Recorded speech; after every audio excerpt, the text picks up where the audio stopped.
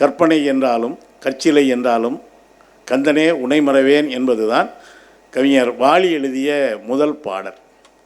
அது எப்படி மரியாதைக்குரிய சவுந்தரராஜன் ஐயா அவர்களுடைய கைக்கு சென்று சேர்ந்தது என்றால், திருச்சி ரயில் நிலையத்தில் ஒரு முறை ரயில் நின்று கொண்டிருந்த பொழுது ஒரு இளைஞன், அவருடைய இயற்பெயர் ரங்கராஜன், மாலியை பார்த்து தன்னுடைய பெயரை வாலி என்று மாற்றிக்கொண்டவர். கம்பனுடைய காவியத்தில் வாலிக்கு ஒரு சிறப்பு உண்டு. என்ன சிறப்புன்னா, எதிரிலே நிற்கிறவருடைய பலத்தில் பாதி பலம் வாலிக்கு வந்துவிடும் என்று சொல்வார்கள். அதுபோல் ஒருத்தர் வாலிக்கிட்ட கேட்டாராம். வாலி ரொம்ப குசும்பு பிடிச்சவரும் கூட. அதாவது பலம் வந்துடும்னு சொல்கிறாங்களே, நீங்கள் இப்படி நிறைய அறிவாளிகளை சந்திச்சிருப்பீங்க போல் தெரியுது, ஆனால் அப்படி உங்களுக்கு யாருடைய அறிவும் வந்த மாதிரி தெரியலையே அப்படின்னு ஒருத்தர் கேட்டிருக்கார். இதுக்கு என்ன பதில் சொல்லலாம்? இப்போ உன்னை கூட தான் நான் சந்திக்கிறேன், எனக்கு எதிரில் நிற்கிறேன், உனக்கு ஏதாவது இருந்தால் எனக்கு வந்திருக்கும் அப்படின்னு சொன்னவர் வாலி. அப்படி திருச்சி ரயில் நிலையத்தில் கொஞ்ச நேரம் ரயில் நின்ற பொழுது ஒரு இளைஞன் தயங்கி மரியாதைக்குரிய ஏலிசை வாணர் டிஎம்எஸ் அவர்களுடைய கைகளிலே கொண்டு போய் இந்த பாடலை கொடுத்தார். அவர் அந்த இடத்திலேயே அந்த பாடல் வரிகளை படித்தவுடன், ஏன்னா நீங்கள் டிஎம்எஸ் ஐயாவை நான்லாம் நேர பலமுறை பார்த்துருக்கிறேன், அவர் மதுரைக்காரர் தான். அவர் எதுக்கெடுத்தாலும் முருகா முருகா முருகா முருகான்னு சொல்லிக்கிட்டே இருப்பார். முருகனை பற்றிய பாடல் என்ற உடனேயே, படித்த உடனேயே மெட்டமைத்த பாடல் தான் இந்த கற்பனை என்றாலும் கற்சிலை என்றாலும் என்கிற பாடல். இதே போல் திருச்சி ரயில் நிலையத்திலே ஒரு முறை ஒரு காங்கிரஸ் மாநாட்டிற்காக மூதறிஞர் என்று அழைக்கப்படுகிற ராஜாஜி அவர்களும் பெருந்தலைவர் என்று அழைக்கப்படுகிற காமராஜர் அவர்களும் திருச்சி வழியாக செல்கிறார்கள் என்கிற ஒரு செய்தி கிடைக்கிறது. வாலி ஒரு கவிஞர் மட்டுமல்ல, ஓவியரும் கூட. பொதுவாக இந்த துவக்க நிலை ஓவியர்களுக்கு ஒரு பழக்கம் இருக்கும். யாரையாவது பார்த்தால் அவரைப் போலவே வரைந்து அவர்களிடமே சென்று கையெழுத்து கேட்பார்கள். அதுபோல் ராஜாஜி அவர்களையும் காமராஜர் அவர்களையும் வாலி வரைந்து கொண்டு முதல் பெட்டியிலே ராஜாஜி இருக்கிறார், அவரிடம் கொண்டு போய் காட்டி, ஐயா உங்களை வரைந்திருக்கிறேன், இதற்கு கீழே கையெழுத்து போடுங்கள் என்று வாலி சொல்லியிருக்கிறார். இதை வாங்கி மேலும் கீழும் பார்த்துவிட்டு ராஜாஜி கையெழுத்து போடாமல் திருப்பி கொடுத்து விட்டார். வாலி, ஐயா கையெழுத்து என்ன மாதிரி வரைஞ்சிருக்கேன்னு சொல்லியிருக்க, ஆனால் அது என்ன மாதிரி இல்லை, இதை நான் கையெழுத்து போட்டேன்னா நீ என்ன தான் வரைஞ்சேங்கிறத நான் ஒத்துக்கிட்ட மாதிரி ஆயிரும், எனவே எனக்கும் இந்த படத்துக்கும் சம்பந்தமே இல்லை, வச்சுக்கன்ட்டாராம். வாலி கொஞ்சம் சங்கடப்பட்டோடு வாங்கிக்கிட்டு அடுத்த பெட்டியில் காமராஜர் இருக்கார். காமராஜரை வரைஞ்சதை கொண்டு போய் அவர்கிட்ட கொடுக்குறார். காமராஜர் மேலையும் கிளையும் பார்த்துட்டு திருப்பி கொடுத்துருவார் அப்படின்னு வாலி நினச்சிக்கிட்டு இருக்கார். ஆனால் அந்த படத்துக்கு கீழே காமராஜர் கு காமராஜ் அப்படின்னு கையெழுத்து போட்டு திருப்பி கொடுத்துட்டார். வாங்கிக்கிட்டு வாலி பேசாமல் வந்திருக்கலாம். வாலி சொல்கிறாரு, இப்போ தான் பக்கத்து பெட்டியில் ராஜாஜியை பார்த்துட்டு வந்தேன், பெரியவர் கையெழுத்து போட மாட்டேன்ட்டார், நீங்கள் போட்டிங்களையா, இப்போ நான் வரைஞ்சது உங்களை மாதிரியே இருக்கா? காமராஜர் சொன்னாராம், ஏன் கையெழுத்து போட மாட்டேன்ட்டார்? இல்லைங்க, இது அவர் மாதிரி இல்லைன்ட்டார். உண்மையாக சொல்லப்போனால் இதுவும் என்ன மாதிரி இல்லை. நான் ஏன் கையெழுத்து போடுறேன்னா, நான் கையெழுத்து போடாமல் திருப்பி கொடுத்தால் ஒரு இளம் ஓவியனுடைய முயற்சி தடைபட்டு விடக்கூடாதே என்பதற்காகத்தான் என்னைப் போல இல்லை என்றாலும் நான் கையெழுத்து போட்டேன்.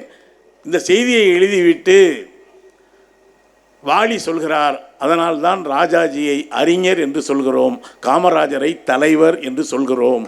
அறிஞருக்கும் தலைவருக்கும் வித்தியாசம் உண்டு. ஒரு தலைவன் என்பவன் எல்லோருடைய உணர்வுகளையும், நான் அதனால் ராஜாஜியை குறைச்சி சொல்கிறதா நீங்கள் மதிப்பிடக்கூடாது. பேரறிஞர், அதில் ஒன்றும் மாற்று கருத்து இல்லை. கம்பராமாயணத்தை சக்கரவர்த்தி திருமகன் என்கிற பெயரிலே வசன நடையில் அற்புதமாக எழுதியவர். இன்னும் சொல்லப்போனால் அவர் அபேதவாதம் என்று நாத்திகத்தை பற்றியும் ஒரு புத்தகம் எழுதியிருக்கிறார். திக்கற்ற பார்வதி என்கிற அவர் எழுதிய நாவலும் திரைப்படமாக பிறகு வந்திருக்கிறது. நமக்கு என்னென்னா, ஒருத்தரை உயர்த்தனம்னா இன்னொருத்தரை தாழ்த்தி பேசணுங்கிற அவசியம் இல்லை. அந்த சம்பவத்தில் 2 பேரும் அப்படி நடந்துக்கிட்டாங்க அப்படின்னு வாலி சொல்கிறார். எனக்கு கொடுத்துருக்கிற தலைப்பு என்பது அறிவை பொதுவில் வைப்போம். அது எப்படி அறிவை பொதுவில் வைக்கிறது? முதல்ல அறிவுன்னா என்ன? இந்த கேள்வியை நான் யார்கிட்டையாவது கேட்டேன்னா நான் முதல்ல போய் சேர முடியாது. இப்போ உங்ககிட்ட நான் பணம் இருக்கா அப்படின்னு யார்கிட்டையோ ஒருத்தரை கேட்குறேன்னு வைங்க, சிவாட்டையே கேட்குறேன், சிவா பணம் இருக்கா? இருக்குது தோழர். இல்லைன்னா ஜிபே இருக்குது தோழர். எல்லாமே இப்போ ஜியை ஒட்டி தான் ஓடிக்கிட்டு இருக்கு. ஜி தான் எல்லாமே. ஜிபே இருக்கு அப்படின்னு சொல்லுவார். பணத்தை அனுப்புவார். இருந்தால் கொடுப்பாரு, இல்லைன்னா இல்லைங்க போகிறார். பணம் இருக்கா அப்படின்னு கேட்டால் யாருமே கோபப்படுறது இல்லைங்க. ஆனால் இதே கேள்வியை அறிவு இருக்கா அப்படின்னு கேட்டால் இருக்கோ இல்லையோ எவ்வளவு கோபம் வருது. யாரை பார்த்து அறிவு இருக்கான்னு கேட்டேன். கடைசி வரைக்கும் இருக்குன்னே சொல்ல மாட்டான். தனக்கு அறிவு இருக்கான்னு கேள்வி கேட்டதே தனக்கு பெரிய அவமரியாதையாக கருதி, அதை விட சில பேர் மூளை இருக்கா அப்படின்னு கேட்டு பாருங்க. மூளை எல்லாருக்கும் இருக்குங்க. ஆட்டுக்கு கூட தான் இருக்குது, மாட்டுக்கு இருக்குது, மனுஷனுக்கு இருக்குது.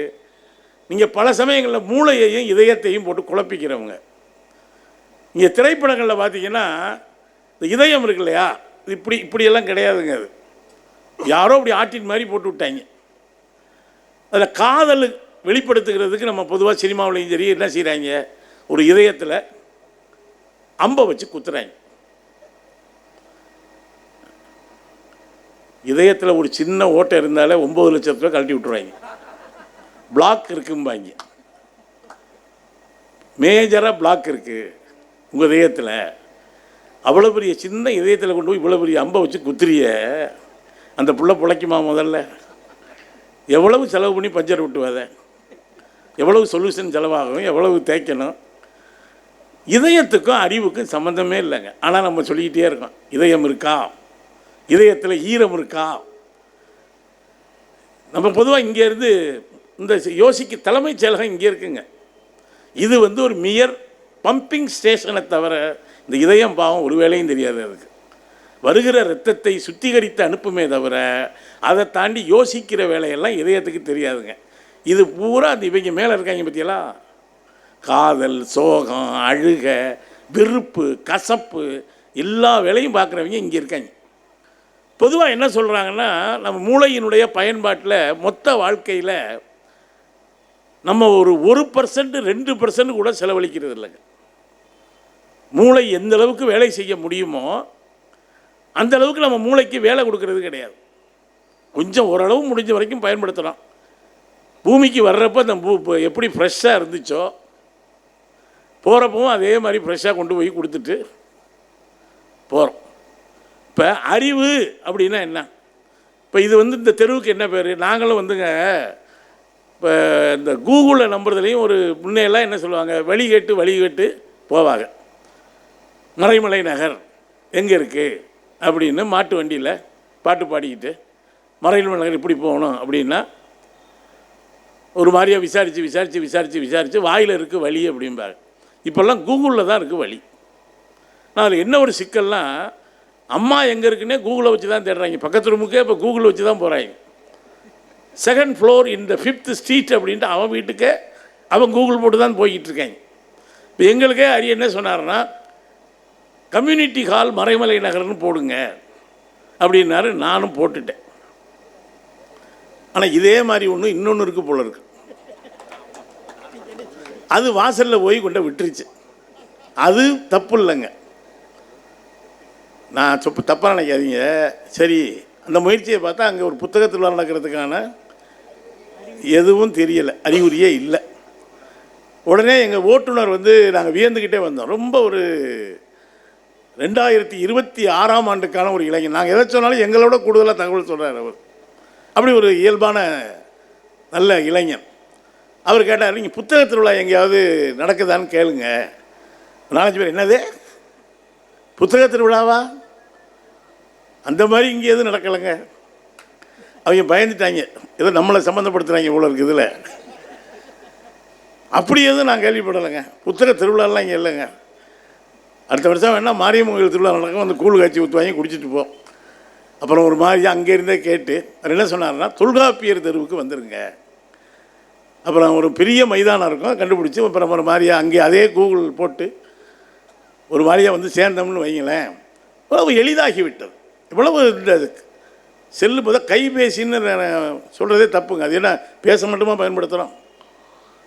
எவ்வளவு சமாச்சாரங்கள் இருக்குது. எத்தனை ஒரு 100 கருவி செய்கிற வேலையை ஒரு செல்பேசி செய்யுதுங்க. இதெல்லாம் ஃபோட்டோ எடுக்கிறதுக்கு நாங்கள்லாம் பள்ளிக்கூடத்தில் படிக்கிறப்பங்க குரூப் ஃபோட்டோன்னு எடுப்பாங்க. அந்த பள்ளிக்கூடம் முடிகிறப்ப தான் எடுப்பாங்க. அது அப்போ பார்த்தீங்கன்னா குரூப் ஃபோட்டோ எடுக்கிறதுல நம்ம முகம் எங்கே இருக்குன்னு நமக்கே தெரியாது. ஆனால் 3 நாளாக தொடர்ந்து குளித்து வேப்பெண்ணெயெல்லாம் போட்டு முகத்தில் இந்த புட்டுமாலாம் போட்டு நம்ம அவ்வளவு பில்டப் பண்ணி போடுவோம். வாத்தியார் சொல்லுவார், ஏய் முட்டி போட்டு உட்காருங்கடா. இந்த முட்டி போடுறதுக்காயா நீ பாடம் நடத்துகிற போகும் முட்டி போட சொல்கிற, ஃபோட்டோ எடுக்கிற போகும் முட்டி போட சொல்கிற, பெரிய வயலுக்கு பின்னால் போங்கடா. வாத்தியார் பண்ணி இப்படி உட்காந்துருப்பார் விரும்பாண்டி மாதிரி. அப்போ பார்த்தீங்கன்னா அந்த ஃபோட்டோகிராஃபர் சொல்லுவார், அசையாதீங்க அசையாதீங்க. ஏன்னா அவர் பெரும்பாலும் பிணங்களை படம் எடுத்தே பழக்கப்பட்டவர். அசைஞ்சால் அவருக்கு வேலை செய்யாது. யாருமே அசையாதீங்கன்னு என்ன பண்ணுவாங்க, திடுன்னு உள்ளே ஓடி ஒரு கருப்பு போர்வை எடுத்து மலையில் மம்பட்டியா மாதிரி போத்திக்கிட்டு பட்டக்குன்னு அடிப்பார். நம்ம நேரம் நல்லா இருந்தால் அந்த ஃபோட்டோ கிடைக்கும். நான் இப்போ பாருங்கள், எங்கே பார்த்தாலும் செல்ஃபிங்க. பாம்பு படம் எடுக்குது, அதுக்கிட்ட போய் ஒரு செல்ஃபி எடுத்துக்கலாமா? அதுவே செல்ஃபி எடுத்து தான் இருக்குது. ஆற்று பக்கத்தில் போய் செல்ஃபி எடுக்கிறது அங்கேயே போட்டிருக்காங்க. இந்தியெல்லாம் போடுவாங்க, இது ஆழமான இடம், இறங்கி குளிக்க வேண்டாம்னு போடுவாங்க. இப்போ பல இடத்துல என்ன போட்டிருக்காங்க, இது ஆபத்தான இடம், யாரும் செல்ஃபி எடுக்க வேண்டாம். அந்த அளவுக்கு உள்ள கேமரா வந்துருச்சா, பேச முடியுதா, பேங்க் பணம் அனுப்ப முடியுதா, இன்னும் என்னென்னமோ செய்கிறாங்க. இதில் பாட்டு கேட்க முடியுதா? ஒரு காலத்தில் இங்கே பழைய பாட்டை தான் பாடினார் உமாசங்கர், அற்புதமான பாடல்கள். இந்த பாட்டு கேட்க நம்ம பட்ட பாடல் இருக்குது பாருங்கள். எங்கள் ஊரெல்லாம் மைசெட்டுக்காரங்க வந்தாங்க, ஏன்னா பெரிய தேவ தூதனே வந்த மாதிரி நாங்கள்லாம் ஆச்சரியப்படுவோங்க. அவருக்கு அல்ல கை 4 பேர் இருப்பாங்க. அவருக்கு தண்ணி எடுத்து கொடுக்க, முள் வைக்கிறதுக்கு. அது பார்த்தீங்கன்னா எடுத்தோன்னு உசு பிடிக்கும். கருப்பு ரெக்கார்டுங்க. அதுலேயும் சில பாட்டு ஒரு ரெக்கார்டு முடிஞ்சு அடுத்த ரெக்கார்டெல்லாம் ஒரு பார்த்துருக்கீங்களா? அந்த காலத்தில் எல்லாத்துக்குமே பாட்டு தானுங்களே. பொண்ணை அழைச்சிட்டு வர்றதுக்கு பாட்டு போடுவாங்க. மணமகளே மருமகளே வா வா, உன் வலது காலை எடுத்து வைத்து வா வா, குணம் இருக்கும் குலமகளே வா வா, தமிழ் கோவில் வாசல் திறந்து வைப்போம் வா வா. அந்த பொண்ணு நினைக்கும், ஏதோ குடும்ப நடத்தை கூப்பிட்டு வந்தால் கோயில் கும்பாபிஷேகத்துக்கு கூப்பிட்டு வந்துருப்பாங்க போல தெரியுது.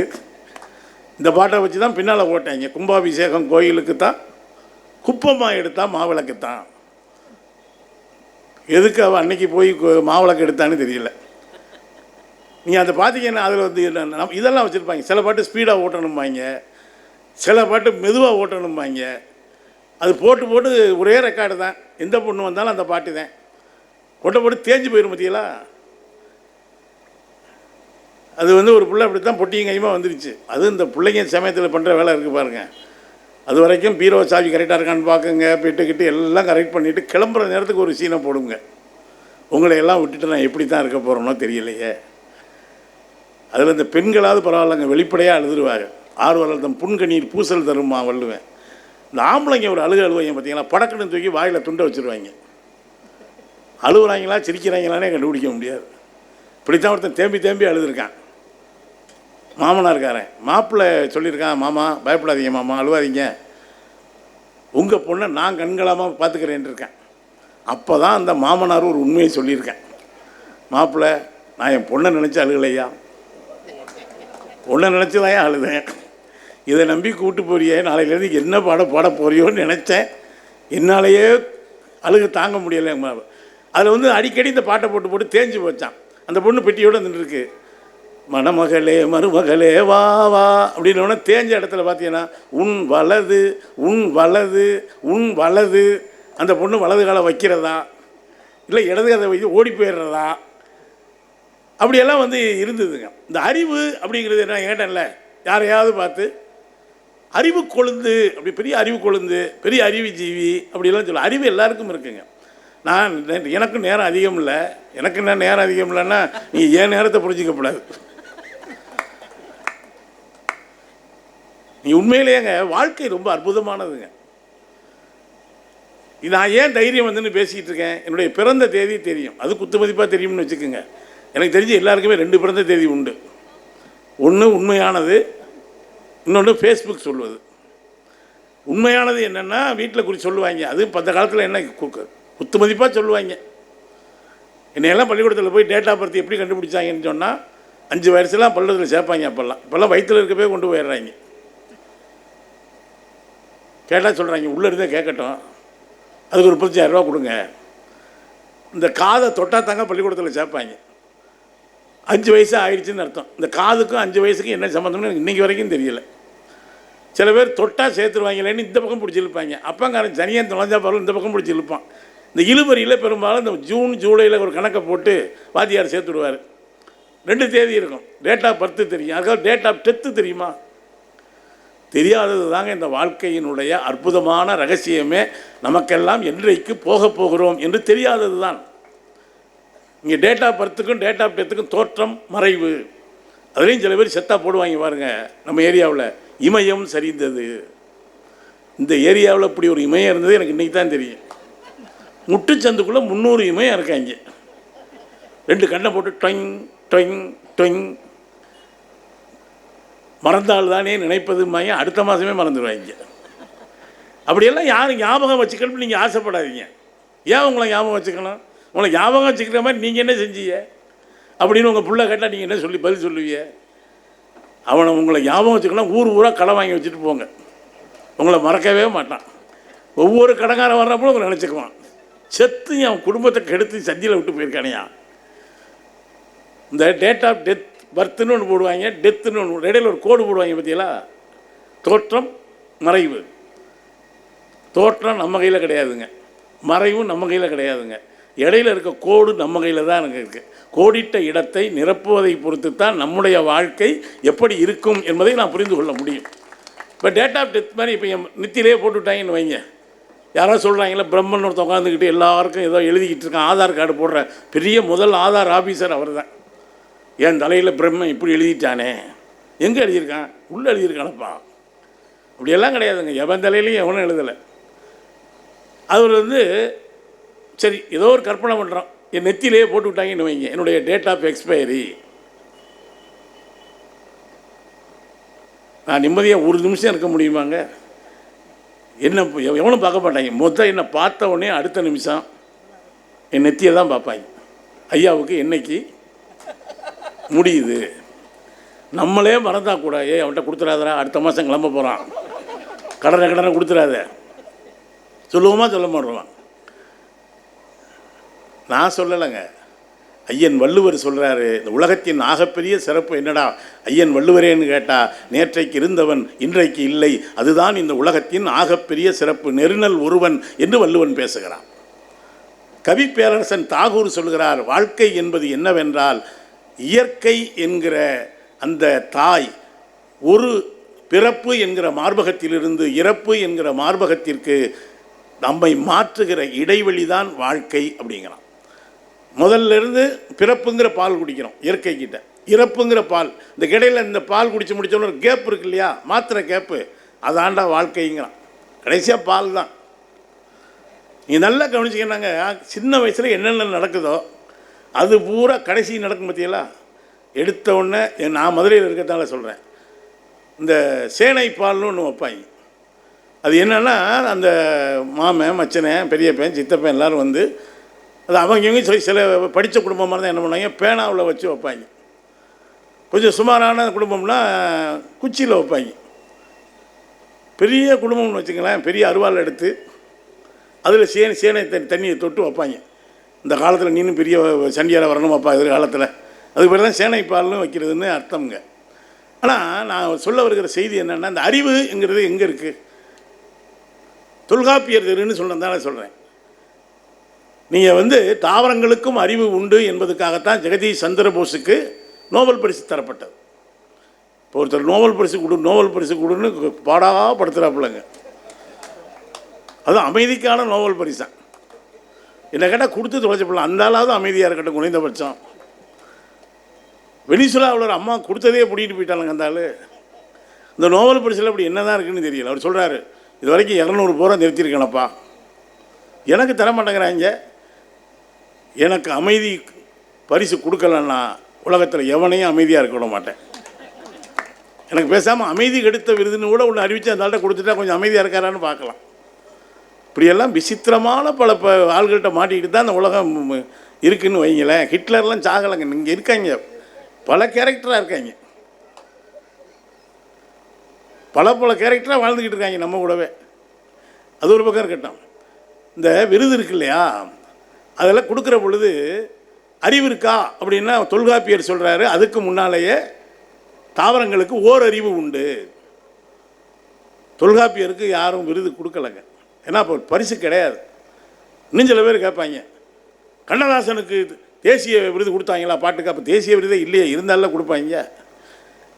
அவரே ஒரு பல்கலைக்கழகம், அவருக்கு யார் பட்டம் கொடுக்க முடியும்? அது ஒரு பக்கம் இருக்கட்டும். யோசிச்சு பார்த்தா ஓரறிவு, ஈரறிவு, மூவறிவு, நாலறிவு, அஞ்சாவது அறிவு. விலங்குகளுக்கு எத்தனாவது அறிவுன்னு நம்ம சொல்கிறோம்? 5 அறிவு. நமக்கு எத்தனை அறிவு? 6 அறிவா? யார் சொன்னா அப்படி? தொல்காப்பியர் சொல்கிறார். வேறு யாராவது சொன்னிச்சுக்கலாம் அந்த 5 அறிவு குரூப் வந்து, அண்ணா எங்களுக்கெல்லாம் 5 தான் இருக்குது, நீங்களும் எக்ஸ்ட்ரா வச்சுருக்கீங்க என்ன? நம்ம தாங்க சொல்லிக்கிறோம் 6வது அறிவுன்னு தவிர, மக்கள் கவிஞர் பட்டுக்கோட்டை சொல்கிறாரு 6 அறிவில் ஓரறிவு அவுட்டு. அந்த 5ம் கூட இருக்கும்னா அதுவும் கூட டவுட்டுங்கிறாங்க. பட்டுக்கோட்டையார் பாட்டுங்க, 6 அறிவில் ஓரறிவு அவுட்டு.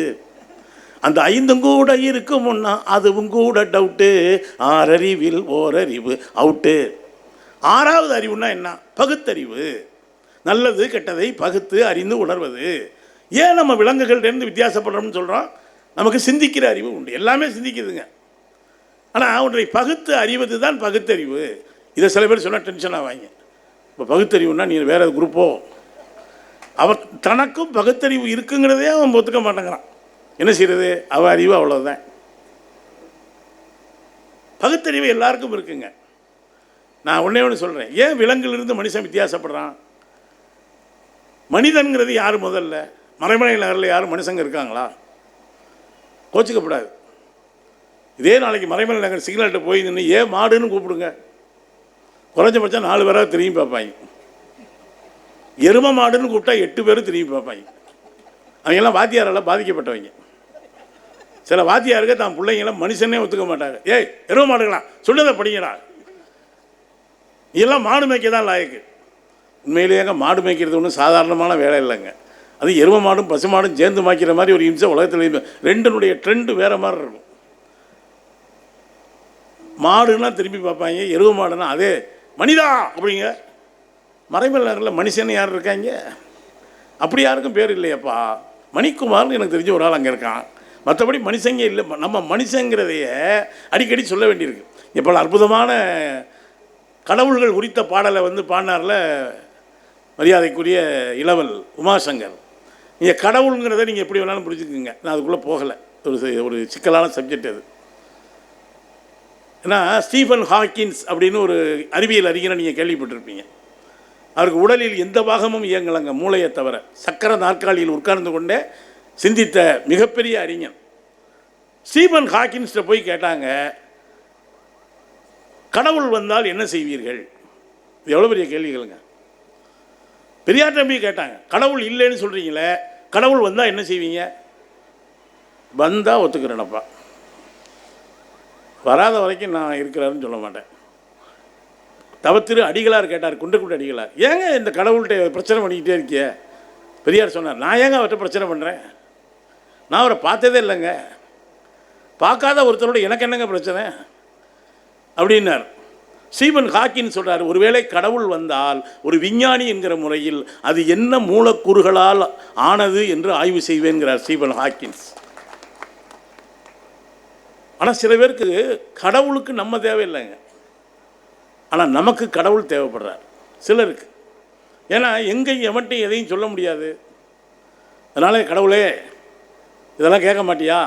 மார்க் சொல்கிறார், பல பேர் அறகுறை அறிவாளிகள் தாங்க ரொம்ப ரொம்ப ஆபத்தானவங்க.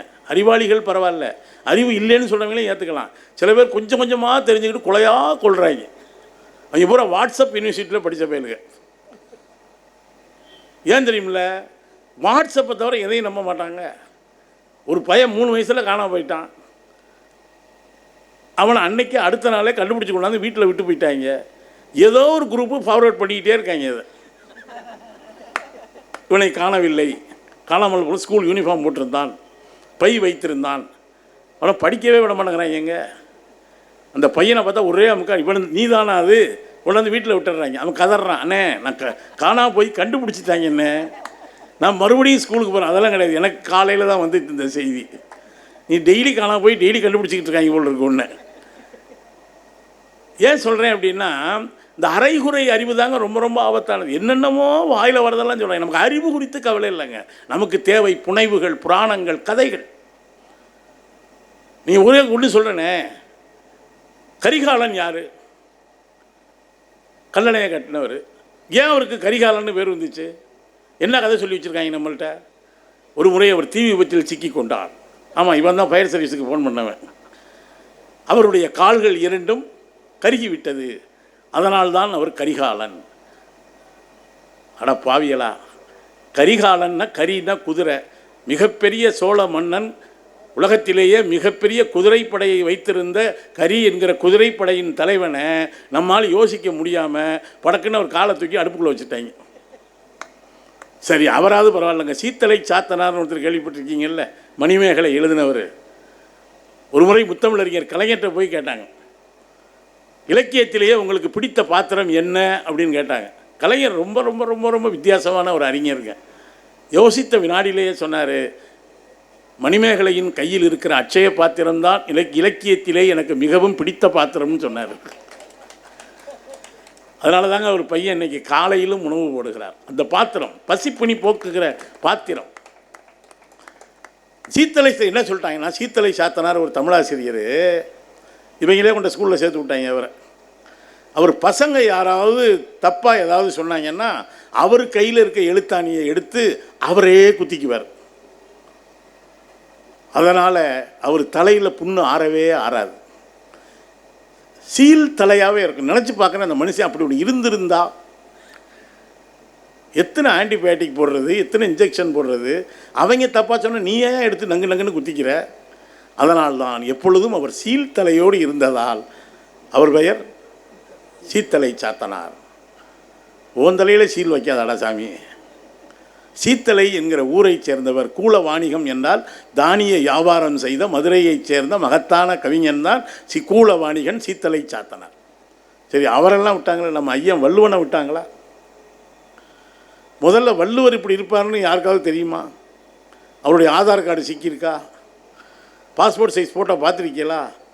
அவர் இப்படித்தான் கோடாலி கொண்டு போட்டு உட்காந்துருந்தாரா? தெரியாதுங்க. அவரே சொல்கிறார், மலித்தலும் நீட்டலும் வேண்டாங்கிறார். வழக்கமும் வேணாம்டா, முட்டையடிக்கும் வேணாம்டா, இயல்பாக இருந்துட்டு போடா அப்படின்னு சொல்லியிருக்கிறார். ஆனால் நம்ம வள்ளுவர்னால் இப்படித்தான் இருக்கணும் அப்படின்னு இவங்களாம் ஒரு கற்பனை பண்ணி, கலைஞர் பொதுப்பணித்துறை அமைச்சருக்கு தாங்க வள்ளுவர் படத்தை வரைய சொன்னார், சர்மாங்கிறவர்கிட்ட, வேணுகோபால் சர்மாட்ட. அவர் வள்ளுவரை வரைஞ்சிக்கிட்டு இருக்கார். இங்கே வந்தவர் நல்ல ஐஏஎஸ் ஆஃபீஸர்.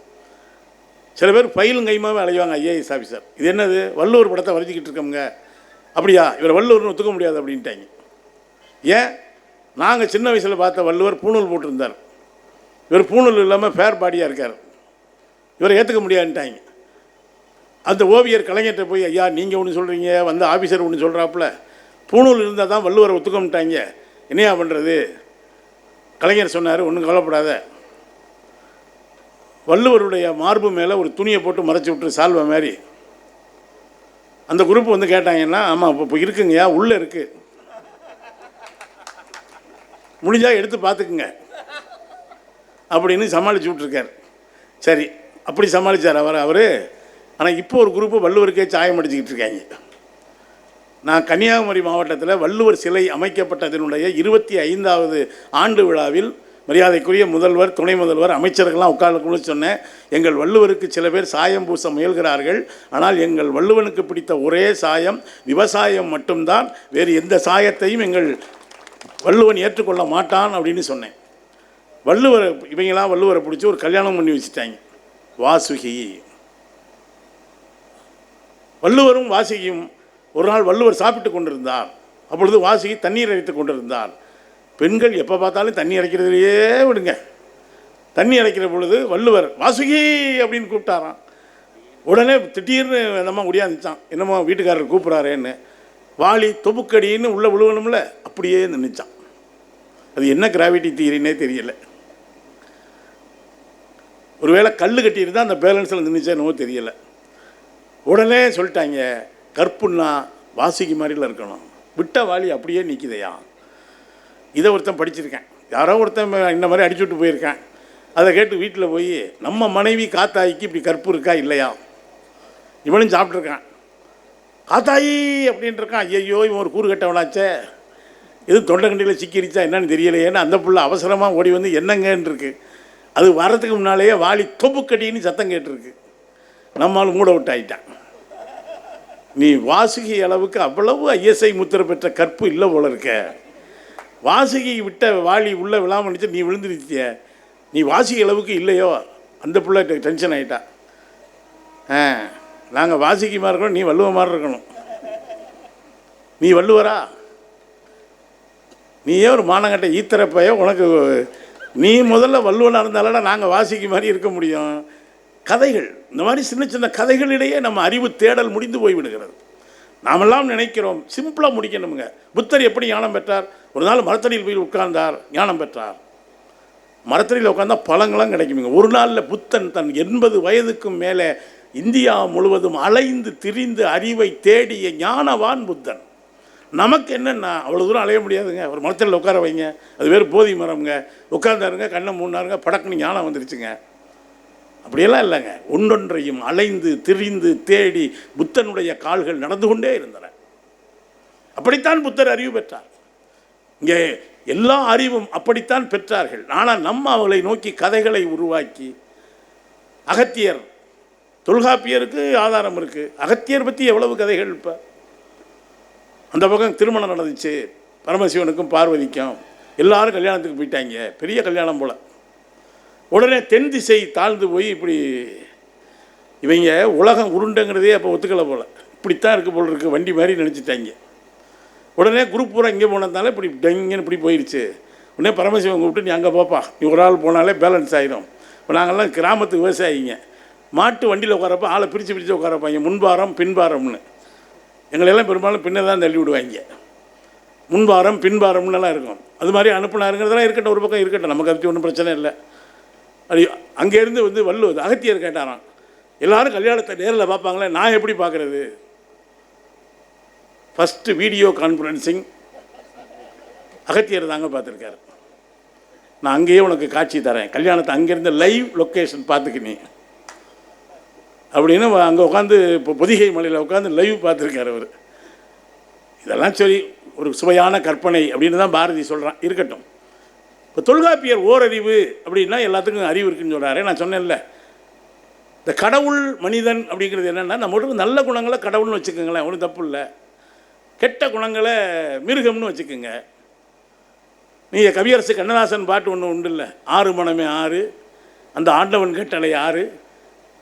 பாதி மனதில் தெய்வம் இருந்து பார்த்து கொண்டதடா, மீதி மனதில் மிருகம் இருந்து ஆட்டி வைத்ததடா, ஆட்டி வைத்த மிருகம் இன்று அடங்கி விட்டதடா, அமைதி தெய்வம் முழு மனதில் கோவில் கொண்டதடா, சட்டி சுட்டதடா கை விட்டதடா, புத்தி கெட்டதடா, சட்டி சுட்டதடா கை விட்டதடாங்கிறது ஒரு சித்தர் மரபு. நீங்கள் கண்ணதாசன் சொன்னது புரியலைன்னா கமலஹாசன் சொன்னதே ஏற்றுக்குங்க. அவர் தானே சொல்கிறாரு, கடவுள் பாதி மிருகம் பாதி கலந்து செய்த கலவை நான். நமக்குள் இருக்கிற மிருக குணங்களை கொஞ்சம் கொஞ்சமாக குறைத்து கொண்டு நமக்குள் அடுத்தவனுக்கு உதவுகிற, நான் நேரத்தின் அனுமகருதி சொல்கிறேன், மிருக குணம் நமக்குள்ளே இருக்குங்க. இங்கே சில பேர் இந்த லாங்குவேஜ்லேயே தெரியுமா, மாப்பிள்ளை இதுக்கு மேலே பேசாத, நான் மனுஷனாக இருக்க மாட்டேன். அப்போ டார்வின் தியரி இப்படி எதிர்பரிணாம கோட்பாட்டுக்கு போகிறாங்கன்னு அர்த்தம். இன்னும் சில பேர் சொல்லுவாங்க, குறவலையை கடித்து துப்பிடுவேன், தோலை உரிச்சிடுவேன். இங்கே ஒன்றும் இல்லைங்க, முந்தையெல்லாம் சினிமாவுக்கு போனோம்னு வைங்களேன், கரண்ட்டு கட் ஆகுங்க. அது நான் மதுக்கூரில் இருந்தேன், கர்ணன் படம் அப்போல்லாம் ஜென்ரேட்டரும் கிடையாதுங்க. அப்போல்லாம் நைட்டு 10 மணிக்கு கரண்ட் ஆஃப் பண்ணி விட்ருவாங்க. கரெக்டாக குந்திக்கு இடுப்பு வலிக்கும் கரண்ட்டு போயிடும். நாங்களும் உட்காந்து பார்ப்போம், கரண்ட் வந்தால் பார்ப்போம்ட்டு. ரொம்ப நேரம் டெலிவரி நடக்காது. கடைசியாக என்ன சொல்லிடுவார் இந்த தியேட்டர் ஓனரு, இதே டிக்கெட்டை கொண்டு வந்து நாளைக்கு பாருங்கள். நமக்கு என்ன பெரிய வேலையாக வெட்டியா? ஒரு குரூப்பு கரெக்டாக போவாங்க, குந்திக்கு இடுப்பு வலிக்கும் கரண்ட்டு போயிடும். கரண்ட்டு வந்த பிறகு தாங்க அப்புறம் ஜென்ரேட்டர்லாம் இப்போ கிடையாது. எதுக்கு சொல்கிறேன்னா, திடீர்னு கரண்ட்டு போனோன்னா பார்த்தீங்கன்னா இருட்டாக இருக்கும் பார்த்தீங்களா, அப்போ தான் எவ்வளவு மிருகங்கள் சினிமாவுக்கு வந்திருக்காங்கன்னு கண்டுபிடிக்கலாம். சில பேர் சிங்கம் மாதிரி பிளிடுவாங்க, கரடி மாதிரி கத்துறவங்க. இன்னும் சில பேர் இருட்டில் தெரியாதுன்னு எவனையாவது சப்புன்னு அடிச்சு விட்டு பேசாமல் வந்து உட்காந்துக்குவாங்க. எவனா ஒருத்தன் இருக்கணும் பாரு நைட்டு அப்படிம்பாங்க. திருப்பி கரண்ட் வந்தோடனே பார்த்தீங்கன்னா அவ்வளோ பேரும் புத்தர், இயேசு, காந்தி மாதிரியே அமைதியாக உட்காந்துருப்பாங்க. மனசுக்குள்ளே நம்ம 4 பேர் பார்க்குறாங்கன்னு நினைக்கிற வரைக்கும் தான் மனுஷனாக நடந்துக்க முயற்சி பண்ணுறோம் இல்லையா? நீங்கள் அறிவு வளர வளர வளர வளர நீங்கள் அறிவுக்கு வந்து தெரிஞ்சுக்கிறது கிடையாதுங்க. இந்த பொது அறிவையே பல பேர் அறிவுன்னு தெரிஞ்சு வச்சுருக்காங்க. பல பேருக்கு அமேசான் காட்டை பற்றி கேளுங்க, 1/2 மணி நேரம் சொல்லுவான். செங்கல்பட்டில் எத்தனை ஏரி இருக்குன்னு கேளுங்க, தெரியாதுன்னு சொல்லுவாங்க. இவன் கேட்டால் சொல்கிறான், செங்கல்பட்டு ஏரியை கொஸ்டின் பேப்பரில் வரும்னா எதிர்பார்க்கவே இல்லையே. பெரும்பாலும் அமேசான் காடு அங்கே இங்கே ஆப்பிரிக்காவில் உள்ள காண்டாமிருகத்தை பற்றி தான் நான் படிச்சுட்டு போனேங்க. செங்கல்பட்டு ஏரியை பற்றிலாம் எனக்கு எதுவும் தெரியாதுங்க. பொன்னியின் செல்வன் நாவலே உங்கள் இதில் தானே அங்கே துவங்குது. உங்கள் பகுதியிலேருந்து தானே பொன்னியின் செல்வனுடைய வந்தியத்தேவனுடைய குதிரை இங்கேருந்து தானே ஓடுது. இந்த இங்கே இருக்கிற ஏரி ஒன்றொன்றுக்கும் எவ்வளவு கதைகள் இருக்குது, எவ்வளவு கற்பனைகள் இருக்குது, எவ்வளவு பயன்பாடு இருக்குது. இப்போதெல்லாம் ஏரி ரொம்ப குறைஞ்சிக்கிட்டே வருது. அதுபோல் ஏரியாவாக மாறிக்கிட்டு இருக்கு. ஒருத்தன் சொல்கிறான், மாப்பிள்ளை இப்போ நீ எந்த ஏரியாவில் இருக்க? எல்லாமே ஏரிக்குள்ளே தான் மாப்பிள்ளை இருக்குது, எந்த ஏரியான்னு நான் என்னத்தை சொல்லுவேன்? சில பேர் சொல்கிறாங்க, யானைகள் ஊருக்கு வந்தது. யானை ஊருக்குள்ளே வரலங்க, நம்ம தான் யானை ஊருக்குள்ளே போய் அதை குழப்பி விட்டு வெள்ளம் புகுந்தது. வெள்ளம் புகழ தம்பி, நீ தான் வெள்ள ரூட்டில் போய் அதை குழப்பி விட்டுருக்க. அது அஸ்யூஷுவல் வந்தால் நம்மளால் சொல்கிறாங்க, என்னங்க இது வெள்ளம் வந்துருச்சுங்க, வெள்ளம் எப்போ வர்றதான் சாம. இதெல்லாம் ஒரு பக்கம் இருக்கட்டும்.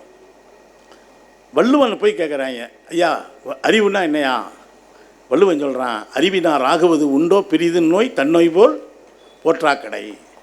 எவனொருவன் அடுத்தவனுடைய துன்பத்தை தன்னுடைய துன்பமாக கருதுகிறானோ அவனுக்கு இருப்பது தாண்டா அறிவு. தெரிந்து கொள்வது, புரிந்து வைத்திருப்பது அல்ல அறிவுடா அப்படிங்கிறான். இதே சங்க இலக்கியத்தில் வரி வருங்க, உண்டால் அம்மை இவ்வுலகம். யாரால் அந்த உலகம் இருக்குது? எவனொருவன் அடுத்தவனுக்காக வாழ வேண்டும் என்று முயற்சிக்கிறானோ அவனால் தான் இந்த பூமி பந்து இன்னும் சுற்றி கொண்டிருக்கிறது அப்படிங்கிறான். நீ அடுத்தவனுக்கான இறங்குவதுன்னா என்ன? ஒன்றும் பெரிய வேலையெல்லாம் செய்ய வேணாமுங்க. நீங்கள் உங்கள் வீட்டுக்காரம்மோட வண்டியில் போய்கிட்டு இருக்கேன்னு வைங்க, ஏதோ ஒரு அவசரத்தில் டென்ஷனில் சைடு ஸ்டாண்டை எடுத்து விடாமல் போகிறீங்க. யாரோ ஒருத்தன் வந்தவன், ஆஹா குடும்பத்தோடு போய் சேர்ந்துருவான் போல இருக்கேன்னு போன வேலையை விட்டுட்டு ஒரு யூட்டர்ன் போட்டு திரும்பி வந்து, அண்ணே சைடு ஸ்டாண்டை எடுத்துடுன்னு சொல்கிறான் பார்த்தீங்களா? அவன் இருக்க வரைக்கும் இந்த உலகம் இருக்குங்க. உண்டால் அம்மை இவ்வுலகம். அல்லது ஒரு சகோதரியினுடைய துப்பட்டா வண்டியில் சிக்குகிற மாதிரி இருந்தால், தங்கச்சி துப்பட்டாவை எடுத்து சரி பண்ணிக்க தாயேன்னு சொல்கிறான் பார்த்தீங்களா? அப்படி மனுஷங்க இருக்கிற வரைக்கும் தான் அந்த உலகம் இருக்கும். நெஞ்சில் பேர் இருப்பாங்க. நம்ம வண்டியில் போகும்பொழுது சைடு ஸ்டாண்டு எடுக்காமல் போனோம்னா டக்குன்னு அவங்க வண்டியை போட்டு நிறுத்திட்டு ஃபோன் பண்ணுவாங்க, மாப்பிள்ளை ஒரு சம்பவம் நடக்க போகுது. யாரோ ஒரு கிறுக்க மரமல நகரில் பட்டு வேகமாக போய்கிட்டு இருக்கான். 2 ஸ்பீட் பிரேக் இருக்குது. எப்படியும் இந்த குப்பரை விழுந்து 2 பல்லாவது போகும். இருந்து பார்த்துட்டு போயிடலாம் வா. நீங்கள் பல பேருங்க ஒரு இடத்துக்கு வர்றதே, பல பேருக்கு என்ன நடக்கிறதே தெரியாது. கூட்டம் சேர்ந்துக்கிட்டே இருப்பாங்க பார்த்தீங்களா? என்னவா என்னவா என்னவா அப்படிம்பாங்க. எவனுக்கும் என்னவான்னே தெரியாது. அவன் கற்பனைக்கு உட்பட்ட வகையில் பல கதையை அள்ளி விடுவாங்க. மீரா சொல்லுவாருங்க, கூட்டம் கூட்டம் கூட்டம் கூடல் மாநகரில் கூட்டம் பார்க்க கூட்டம் கூட்டம் கூட்டம் வாங்கி. ஆமாப்பில் கூட்டமாக இருக்குது என்னென்னு பாருங்க, கூட்டம் சேர்த்துக்கிட்டே இருப்பாங்க. நான் மிக இதாக சொல்கிறேன், அறிவை பொதுவில் வைக்கணும் அப்படின்னா வள்ளுவன் நான் என்ன சொன்னதை சொல்லிட்டேனா? இதைத்தாங்க பாரதி வேற ஒரு வார்த்தையில் சொல்லுவான், பக்கத்தில் இருப்பவன் துன்பம் பார்க்க பொறாதவன் புண்ணிய மூர்த்திம்பான். பக்கத்தில் இருக்க மனுஷனுடைய கஷ்டத்தை எவன் புரியாமல் நான் தியானத்தில் இருக்கணுங்க, யோகத்தில் இருக்கேங்க, வாங்கங்க எல்லாருக்கும் நான் தாங்க பையில் வச்சுருக்கிறேன் எடுத்து கொஞ்சம் இல்லைங்க. பக்கத்து மனுஷன் சக மனுஷனுடைய கண்ணீரை, பசியை, சோகத்தை புரிந்து கொள்ள முடியவில்லை என்றால் நீ என்ன புண்ணியம் செய்கிற, என்ன தியானம் பண்ணுற? ஒத்த காலில் 1.5 மணி நேரம் நிற்கிற, விட்டா விடிய விடிய டான்ஸ் ஆடிக்கிட்டு கிடக்கிற. பக்கத்தில் இருப்பவன் துன்பம் பார்க்க பெறாதவன் புண்ணிய மூர்த்தின்னா பாரதி. சரிங்க, இந்த அறிவு பொதுவில் இருக்கா? நான் 2 கேள்வி கேட்டு முடிச்சிட்றேங்க. ஏன்னா கேள்வி கேட்டு தாங்க அந்த உலகமே பிறந்தது. சாக்ரட்டிஸ் உங்களுக்கெல்லாம் தெரியும். ஏன் இன்னும் கேளுங்கன்னா அந்த ஆள் பிடிச்சி ஜெயிலில் வச்சுட்டாங்க. உள்ளே இருந்தாங்க ஏதென்ஸ் நகரத்து வாலிபர்களேன்னு சொல்லி படித்து கேட்டிருப்பீங்கல்ல. சாக்ரட்டிஸ் கடைசியாக விஷம் கொடுத்துட்டாங்க. அவருக்கு விஷம் கொடுத்து சாகிறப்ப கூட அந்த மனுஷன் சொல்லியிருக்காரு, இது வரைக்கும் விஷம் குடிச்சிருக்காங்க பல பேர். ஆனால் அந்த விஷம் குடித்தா அது எப்படி இருக்குன்னு எவனும் சொன்னதே கிடையாது. பக்கத்தில் கொண்டு சொல்கிறான், நான் விஷத்தை கொடுப்பாங்க வாங்கி குடிக்கிறேன். குடித்த உடனே எனக்கு என் உடம்புல என்னென்ன மாற்றம் இருக்குன்னு என் நாக்கில் சொல்ல முடிகிற வரைக்கும் நான் சொல்லிக்கிட்டே இருக்கேன். நீ குடித்து வை, நாளைக்கு வர்றவனுக்கு ஒரு அறிவு கிடைக்கும். விஷம் குடித்தால் இன்னவெல்லாம் உடலில் மாற்றம் இருக்கும் என்கிற அறிவை அடுத்த தலைமுறைக்கு கடத்திவிட்டு போனவன் சாக்ரட்டிஸ்ங்கிறத மறந்துடாதீங்க. அதனால்தான் அவனுக்கு கொடுத்த விஷம் செத்து போய்விட்டது. சாக்ரட்டிஸ் இன்னும் வாழ்ந்து கொண்டே இருக்கிறான். ஒரு அறிவு நமக்கு கிடைத்தால் அதை அடுத்த தலைமுறைக்கு கடத்திவிட்டு போக வேண்டும். சரி, அறிவு பொதுவில் இருக்கா? அறிவை எப்படி பெறுவது? வள்ளுவன்ட்ட போய் கேட்டாங்க, தலைவா யார் யார் படிக்கலாம், எது வரைக்கும் படிக்கலாம்? யார் யார் படிக்கணுங்கிறது தாங்க அரசியல். நான் ஒன்று சொல்கிறேன்னு தப்பாக நினைக்காதீங்க. காயத்ரி மந்திரம்னு சொல்கிறாங்க இல்லையா? ஒரு காலத்தில் காயத்ரி மந்திரத்தை காயத்ரியே சொல்ல முடியாது. ஏன்னா வேதம் என்கிற சமஸ்கிருத மொழியை பெண்கள் படிக்கக்கூடாது. நான் சொல்லலைங்க, மிகப்பெரிய தொல்பொருள் ஆய்வறிஞர் அமர்நாத் ராமகிருஷ்ணா சொல்கிறார், சமஸ்கிருதம் என்கிற மொழி யாருக்குமே தாய்மொழி இல்லை. ஏனென்றால் ஒரு காலத்தில், இப்போ இல்லை, இப்போ நீங்கள் டிப்ளமா கூட படிக்கலாம், டிகிரியும் படிக்கலாம். ஒரு காலத்தில் பெண்கள் படிக்கக்கூடாது. உபநயனம் என்று சொல்லப்படுகிற பூணூல் கல்யாணம் மாணவர்கள் மட்டும்தான் வேதம் படிக்க வேண்டும், வடமொழியை படிக்க வேண்டும். பெண்களுக்கு அந்த உரிமை இல்லை. எனவே ஆண்கள் மட்டும்தான் படித்தார்கள். அதிலும் எல்லா ஜாதி ஆண்களும் படிக்க முடியாது. எனவே அமர்நாத் ராமகிருஷ்ணன் சொல்கிறார், சமஸ்கிருத மொழி யாருக்குமே தாய்மொழி கிடையாது. ஏன் ஒரு மொழியை தாய்மொழி என்று சொல்கிறோம் என்றால், தாயின் கருவறையிலே இருக்கிற பொழுது நாம் கேட்ட மொழிதான் தாய்மொழி. அந்த வகையில் எந்த தாயின் வயிற்றிலிருந்தும் யாரும் சமஸ்கிருத மொழியை கேட்டதே இல்லை. எனவே அது யாருக்கும் சமஸ்கிருத மொழியாக இருக்க முடியும், தாய்மொழியாக இருக்க முடியாது அப்படிங்கிறார். நான் இங்கே இருக்கிறவங்களை தமிழை பற்றி தானே உமாசங்கர் கேட்டார். இங்கே இவ்வளோ பேர் தமிழ் தெரிஞ்சவங்க இருக்கீங்களா? நான் எங்கே கேட்குறேன், இவர் தமிழை படிக்கக்கூடாதுன்னு இது வரைக்கும் எங்கேயாவது சொல்லியிருக்காங்களா? பெண் படிக்கக்கூடாதுன்னு சொல்லியிருக்காங்களா? இன்ன ஜாதி படிக்கக்கூடாதுன்னு சொல்லியிருக்காங்களா? பால் வேற்றுமை உண்டா? மத வேற்றுமை உண்டா? தமிழுக்கு இருக்கிற அருமை என்னென்னங்க, எந்த மதம் வந்தாலும் அதனோடு சேர்ந்து தமிழ் வளருங்க. நீங்கள் சைவ மதம் வந்த பொழுது தானே நமக்கு நாவுக்கரசரும் ஞானசம்பந்தனும் கிடைச்சாங்க. மண்ணில் நல்ல வண்ணம் வாழலாம் என்கிற தேவாரத்தோடு சேர்ந்து தமிழ் வளர்ந்தது. நாமார்க்கும் குடியெல்லோம் நமனை அஞ்சோம் என்கிற நாவுக்கரசரோடு சேர்ந்து தமிழ் வளர்ந்தது. சைவம் வந்தபோது தமிழ் வளர்ந்தது. வைணவம் வந்தது, ஆண்டாளுடைய திருமொழிகள் கிடைத்தன, பெரியாழ்வார் பாடல்கள் கிடைத்தன.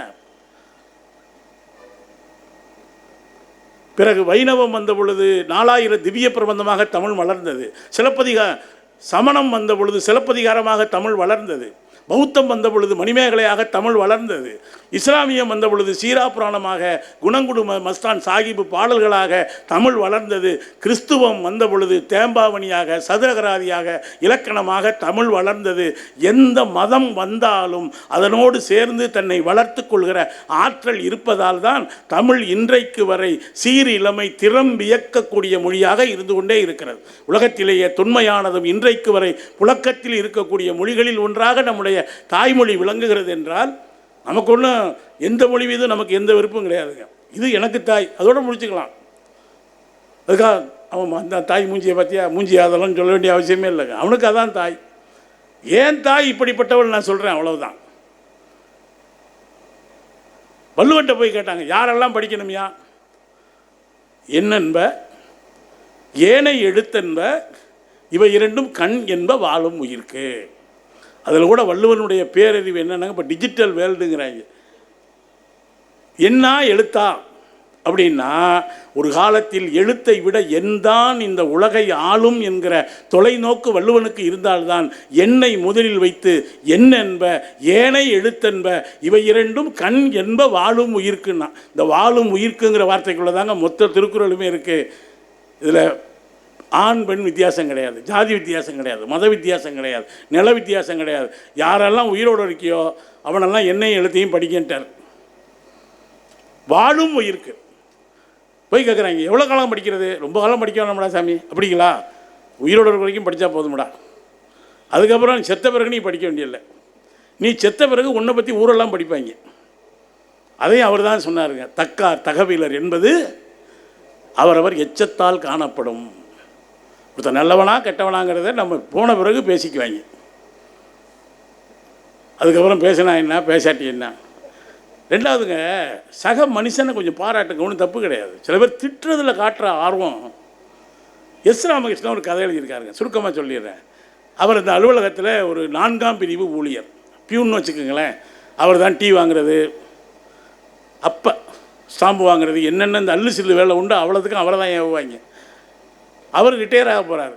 அன்னைக்கு அவரை உட்கார வச்சு, அன்றைக்கி தான் உட்காந்துருக்காரு இந்த ஆஃபீஸில், ஒரு துண்டை கிட்ட போட்டு அதுலேயும் இந்த பொன்னாடைன்னு ஒன்று கண்டுபிடிச்சிருக்காங்க பாருங்கள். அதெல்லாம் நம்ம வயிறறிஞ்சு சொல்கிறேங்க. அதை கட்டிக்கிட்டு குளிக்கவும் முடியாது, போத்திக்கிட்டு படுக்கவும் முடியாது. நம்மளை மாதிரியே யாராவது இன்னொரு ஆள் சிக்கனா அவருக்கு போட்டு மகிழலாமே தவிர, அதை சொல்லுவாங்க, ஐயாவுக்கு பயனாடையை அணிவிக்கிறோம். நான் சொன்னேன், நீயே இந்த பையனை வச்சுக்க தம்பி. ஏன் சொல்கிறேன் அப்படின்னா, அந்த மாதிரி ஆடைகள் எல்லாம் போடுவாங்க சில பேர். பொன்னாடை பொருத்தி கௌரவிக்கிறோம், பயனாடை அணிவிக்கிறோம். அவன் இதுக்கெல்லாம் ஆடை இல்லாமையாக தெரிஞ்சுக்கிட்டு இருந்தான் பாவத்தை. இப்படியெல்லாம் பல ஃபார்மாலிட்டிஸ் இருக்குங்க. ஆனால் அந்த அறிவு அப்படிங்கிறது என்னென்னா, ஒரு காலத்தில் பள்ளிக்கூடங்கிற ஸ்கூலுங்கிற வார்த்தைக்கு நிகரான வார்த்தை பள்ளிக்கூடம் ஏன் இருக்குதுன்னு சொல்கிறாருன்னா, ஒரு காலத்தில் குருகுல கல்வி இருந்ததுங்க. நான் 2 செய்தி சொல்லி முடிச்சிடறேன். நம்முடைய ஜாதிக்கு இந்த தொழில், எனவே அதை அவர்கள் பார்க்க வேண்டும் என்று சொல்வது குருகுல கல்வி என்று சொல்கிறார்கள். அதை குலக்கல்வி என்று சொல்கிறார்கள். நீங்கள் உங்கள் அப்பா இந்த வேலை பார்த்தார், எனவே இந்த வேலை கேட்டால் சொல்கிறாங்க. பாரம்பரியமாக அவருக்கு அறிவு இருக்கும்லங்க. அங்கே அப்பா பானையை உருட்டியிருந்தால் இவரும் உள்ளேயே உட்காந்து உருட்டியிருப்பார்ல. அப்படி சொல்லி அதே ரூட்டில் போகிற அனுப்பிவிட்றாங்க ஒரு குரூப்பு. ஒரு காலத்தில் என்ன ஐஏஎஸ்னு ஒரு குரூப் இருந்துச்சா, இவங்க தான் ஐஏஎஸ் ஜாதிங்க. அவர் வந்து பிறக்கும் பொழுதே ஐஏஎஸ் தாங்க பிறந்தாருங்க. அப்படி இல்லைங்களே, எல்லா ஜாதிக்கும் எல்லா அறிவும் இருக்குல்ல. பாரம்பரிய அறிவு வேறங்க, ஜாதி பேரில் கட்டுறது வேறு. இங்கே சமீபத்தில் சாம்பியன்ஸ்னு ஒரு நிகழ்ச்சி நடந்துச்சுல்ல சென்னையில். முதல்வர் துணை முதல்வர் வந்துட்டாங்க. ஒரு பொண்ணோட பேச்சை நீங்கள் கேள்விப்பட்டீங்களா? அந்த குழந்தையின் பேர் ஸ்னேகா. அவர் அந்த மேடையில் பேசுகிறார். நாங்கள் 80 ஆண்டுகளுக்கு முன்னால் மகாராஷ்டிராவில் இருந்து தமிழ்நாட்டுக்கு பிழைக்க வந்த கலை கூத்தாடிகள். இந்த கைத்து மேலே நிற்பாங்களே, எவ்வளோ பெரிய விஷயங்க அது. கைத்து மேலே நிற்கிறாங்க. இதைத்தான் இவர் சொல்லியிருப்பார் நல்ல நேரம் படத்தில். ஓடி ஓடி உழைக்கணும், வயிற்றுக்காக மனுஷன் இங்கே கைத்தில் நடக்கிறான் பாரு, ஆடி முடித்து இறங்கி வந்தால் அப்புறம் தாண்டா சோறு. ஒரு வாய் சோத்துக்கு தானங்க உயிரை பணையாக வச்சு நிற்கிதுங்க. இன்னும் சில பேர் பார்த்தீங்கன்னா அவர் எடுத்து அவரையே சாட்டையில் அடிச்சுக்குவார். பார்த்துருக்கீங்களா? நான் வேறு யாரையும் சொல்லலைங்க.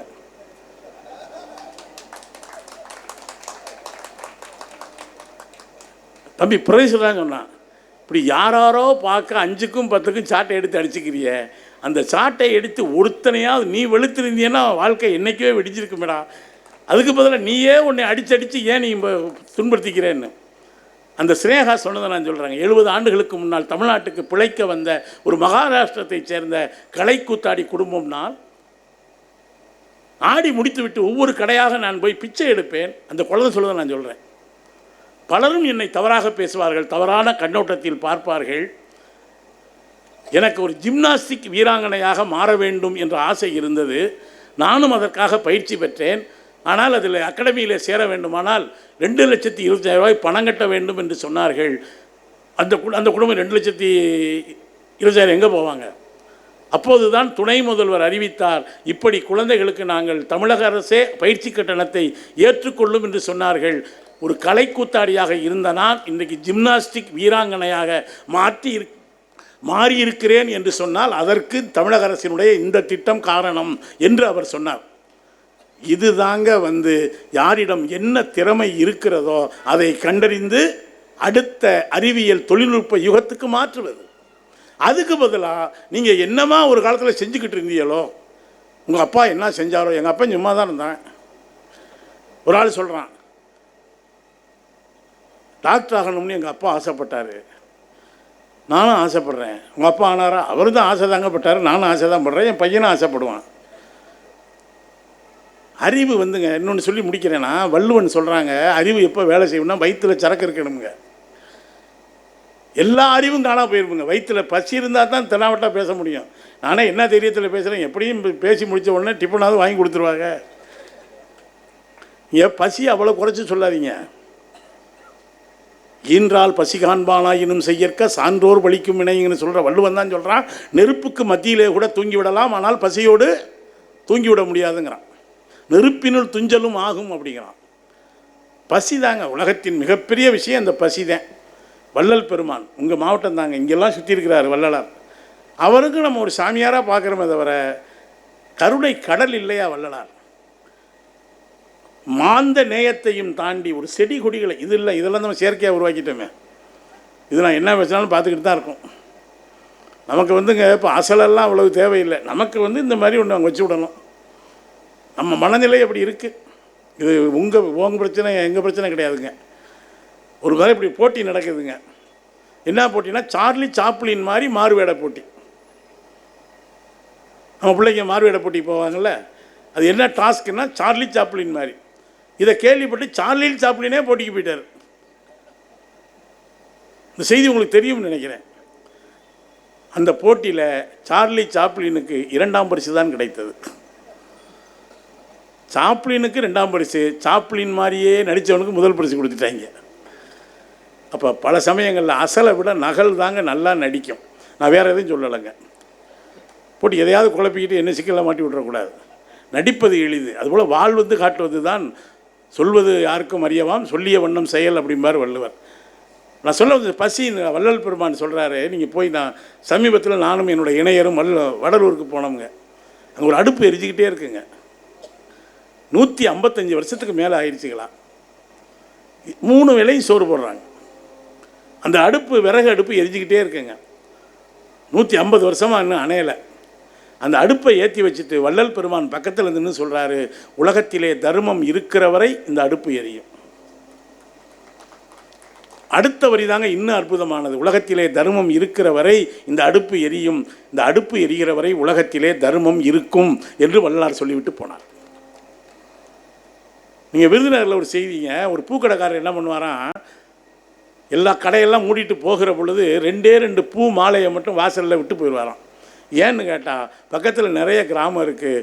நள்ளிரவில் யாராவது இறந்து போய் மாலை வாங்கலாம் என்று நகரத்துக்கு வந்தால் ஏமாற்றத்தோடு திரும்பி போய்விடக்கூடாது. எனவே இந்த மாலையை எடுத்துக்கொண்டு போகட்டும் என்று யார் முகம் தெரியாத ஒரு பிணத்திற்காக 2 மாலையை விட்டு போகிறவர்கள் இந்த உலகத்தில் இருக்கிறார். அதை சொல்லிட்டு அவர் சொல்கிறாருங்க, நான் பல நாள் மாலையை விட்டு போயிருக்கிறேன். பெரும்பாலான சமயங்களில் மாலையை எடுத்துக்கொண்டு காசு வைத்து விட்டுத்தான் பல பேர் போயிருக்கிறார்கள். அது மட்டும் இல்லைங்க, அப்படி வைத்து விட்டு போன காசு அடுத்த நாள் நான் கடை திறக்கிற வரை பாதுகாப்பாகவும் இருக்குங்கிறாரு. இப்போ நல்லவங்களும் உலகத்தில் இருக்காங்க. ஒரே அடியாக நம்ம நம்பிக்கையில் தர வேண்டியதில்லை. நல்லவங்க தாங்க இருக்காங்க. ஆனால் அந்த நல்லவங்கன்னு சொல்லிக்க பயந்துக்கிட்டு இருக்காங்க. இந்த பசி இருக்கு இல்லையா, அதை மட்டும் நான் சொல்லி முடிக்கிறேன். இந்த அறிவு எப்போ வேலை செய்யணும்னா வயிறு வேலை செய்யணும்னு சொல்லிட்டேன் நான். இந்த அறிவுங்கிறத பொதுவில் வைக்கணுங்க. இவருக்கு தான் பறிப்பு வரும், இவருக்கு தான் வராது, அப்படியெல்லாம் கிடையாதுங்க. எல்லாருக்கும் வருங்க. வாய்ப்பை கொடு. சில பேர் சொல்ல, இந்த இடஒதுக்கீட்டை ஒழிச்சா தாங்க உருப்படும் அப்படின்னு பார்த்தா அவன் இடஒதுக்கீட்டுலாம் வந்திருக்கேன். இடஒதுக்கீடு என்பது மறு பங்கீடுங்க. ஒரு காலத்தில் வாய்ப்பு மறுக்கப்பட்டவர்களுக்கு கொடுக்கப்படுகிற வாய்ப்பு தான் இடஒதுக்கீடு. சமூக நீதி என்பது, சமூக நீதியும் சமநீதியும் ஜனநாயகத்தின் தவிர்க்க முடியாத 2 பக்கங்கள். ஆனால் ஜனநாயகமே ரொம்ப சிக்கலில் இருக்குது. நான் சொல்ல ஜனநாயகம் மிக சிக்கலில் இருக்குது. அன்பிற்கினியவர்களே, அறிவை எல்லாருக்கும் கொடுப்போம், எல்லாரும் படிக்கட்டும். இந்த பள்ளிக்கூடம், பொது பள்ளிக்கூடங்கள் இன்றைக்கி தானே வந்திருக்கு. அறிவை பொதுவில் வைப்போம். அறிவை நான் தான் வச்சுக்கிட்டு நாங்கள் தான் அப்பா டக்கர் இந்த வேலையெல்லாம் வச்சுக்காத சாமி, நாங்களும் அறிவை வந்துட்டோம். எல்லாமே அறிவு தான், எல்லாமே அறிவு தாங்க. இப்போ டெல்லியில் மாநாடு நடந்தது, செயற்கை தொழில்நுட்பம். நாங்கள் வரும்போது பேசிகிட்டே வந்தோம். என்ன செய்ய போகுதுன்னே தெரியலை. அது வரமா சாபமானே தெரியலை. மனிதனுக்கு நல்லது செய்ய போதா கெட்டது செய்ய போதே தெரியலை. ஒரு 30-35 ஆண்டுக்கு முன்னால் கவிஞர் சிற்பி ஒரு கவிதை எழுதினாருங்க. ஒரு ரோபோவை உருவாக்கிட்டாங்க. என்ன சொன்னாலும் கேட்கும், குரல் வழியிலேயே. அன்னைக்கு கற்பனையாக எழுதினார், இன்றைக்கி வந்துடுச்சு. அது என்ன தெரியுமா செய்யும்? ரோபோ தலைவலிக்குது, போய் டீ போட்டு வானா பிரமாதமாக டீ போட்டு வருங்க. போய் 2 தோசை ஊற்றிட்டு வா, ரோபோ செய்யுங்க. கதவை பூட்டிட்டு வா பாருங்கள், கேஸ் ஆஃப் ஆகிருக்கா பாரு, என்ன சொன்னாலும் ரோபோ கேட்குங்க. ஒரு நாள் கதவு, அந்த விஞ்ஞானியினுடைய குழந்தை தவழ்ந்து வந்து கொண்டிருக்கும். தவழ்ந்து வந்து கொண்டிருக்கிற குழந்தையை கவனிக்காமல் அவர் கதவை மூடு என்று சொல்லிவிடுவார். ரோபோ கதவை மூடிவிடும். கதவை அடித்து மூடிய வேகத்தில் அந்த குழந்தை கதவுக்கு அடியில் சிக்கி இறந்துவிடும். விஞ்ஞானி குமுறி குமுறி குமுறி குமுறி, என்னுடைய அறிவே எனக்கு எதிராகிவிட்டதே, நான் உலகத்திலே நான் தான் பெரிய அறிவாளி, நான் ரோபோவை உருவாக்கிவிட்டேன் என்று கனவில் மிதந்தேனே என்று அழுது கொண்டிருக்கிற பொழுது அந்த ரோபோ கையை கட்டிக்கொண்டு பக்கத்தில் வந்து கேட்கும், பாஸ் இப்போது நான் என்ன செய்ய வேண்டும்? அதற்கு அந்த விஞ்ஞானி சொல்வான், எந்திர மிருகமே அழுது அழுது அழுது தொலை என்று சொல்லி அந்த எந்திரத்தை அடித்து நொறுக்கி விடுவதாக சிற்பி அவர்கள் அந்த கவிதையை முடித்திருப்பார். நீங்கள் 1000 எந்திரங்களை உருவாக்கினாலும் சக மனிதனுடைய கண்ணீரையும் உணர்வையும் புரிந்து கொள்கிற ஒரு மனிதனுக்கு ஒருபோதும் ஈடாகாது நண்பர்களே. இவ்வளவு அறிவு முதல்ல ஆகாதுங்க மனுஷனுக்கு. இந்த அறிவை வச்சு என்ன பண்ண போகிறோம்னே தெரியலையே. எவ்வளவு பெண்களுக்கு எதிரான குற்றங்கள்.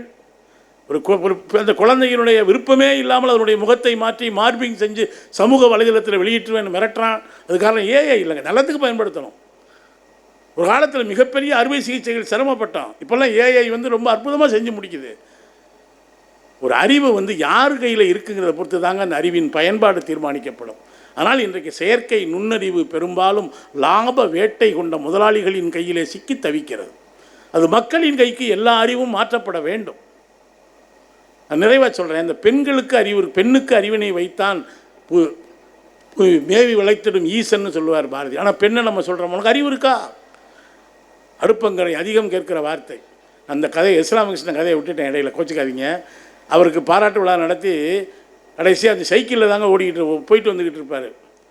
கடைசியாக என்ன பண்ணுவாங்க, புது சைக்கிள், ஐயா பாவம் 35 வருஷமாக அந்த ஓட்ட சைக்கிள்லேயே பல இடத்துக்கும் போயிட்டு வந்தார்.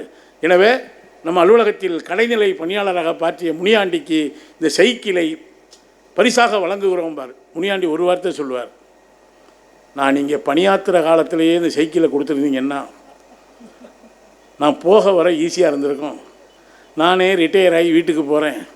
இனி இந்த சைக்கிளுக்கும் வேலை இல்லை, எனக்கும் வேலை இல்லை. எனவே எப்போது யாருக்கு தேவைன்னு பார்த்து கொடுங்க சாமி, நான் போயிட்டு வரேன்ட்டு போயிருக்காரு. இது இஸ்லாமகிருஷ்ணனுடைய ஒரு சிறுகதை.